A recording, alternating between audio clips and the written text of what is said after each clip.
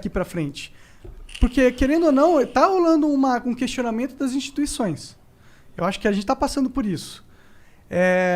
E aí, elas vão convalescer? Elas vão deixar de existir? Vão novas instituições sendo criadas com outras filosofias, com outros princípios? Não, primeiro, no caso da OMS, por exemplo, que você falou, essas instituições são novas, né? Se a gente pensar em termos de Igreja Católica, tem 2000 anos. Essa é uma instituição foda. Sim. Né? Não a OMS ou a ONU. Sim. A Igreja Católica é uma instituição foda. Mas ela mesmo caiu, tá em total descrença pouco. Não, mas ainda tem muito católico. Tem, com certeza. Católico pra cacete. Com certeza. Né? E assim, e se você pensar, hoje ela é mais forte do que era 1800 anos atrás.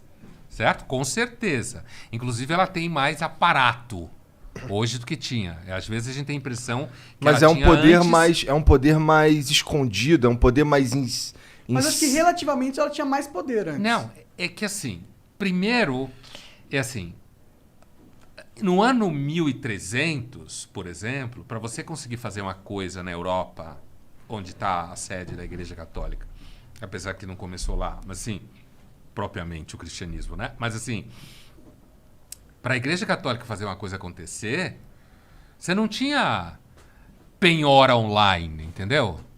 Hoje o Estado é infinitamente mais poderoso do que era antes. Hoje um juiz tira sua grana com um clique. E se você quiser provar que estava errado, vai levar 5 anos. E você vai gastar um dinheiro do caralho para conseguir ver esse dinheiro de volta, certo? Verdade. A Igreja Católica não tinha esse poder no ano 1300. Ninguém tinha. Não só a Igreja Católica. Então, às vezes, a gente tem uma imaginação que a Igreja Católica era muito poderosa na Idade Média, mas esse poder, ninguém tinha um poder como se tem hoje. Que você chega num lugar rápido. Compara com peste. A peste não viajava tão rápido como viajou o coronavírus. Porque não tinha avião. Como hoje você tem uma capacidade positiva de poder, como se fala, você vai lá e faz uma coisa acontecer, você vai lá e toma a terra de alguém, você vai lá e não deixa a pessoa entrar no lugar que não se tinha antes.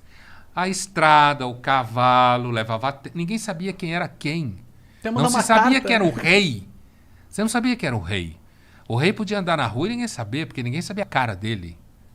Certo? Ninguém sabia. Ninguém sabia quem era tal pessoa. Porque você não tinha foto, você não tinha televisão, você não tinha como a imagem da pessoa viajar. Esse aqui é o rei, ó, tá vendo? Não tinha.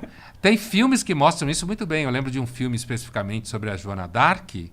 Acho que assisti esse filme. Do Luc Besson, né? Não, tu não assistiu esse filme. Era um negócio de trabalho de escola. É uma com a Mila Jovovich. Ela é antiga, de 1990, não é? Alguma coisa assim, Pode isso crer. mesmo. Então tu assistiu esse filme. Eu assisti. Então, assim, tem uma cena em que ela entra no lugar onde está o rei, né? Porque a Joana d'Arc, todo mundo sabe a história dela e tal, acabou virando uma heroína nacional francesa, mas assim, ela entra na sala e tem um cara vestido de rei.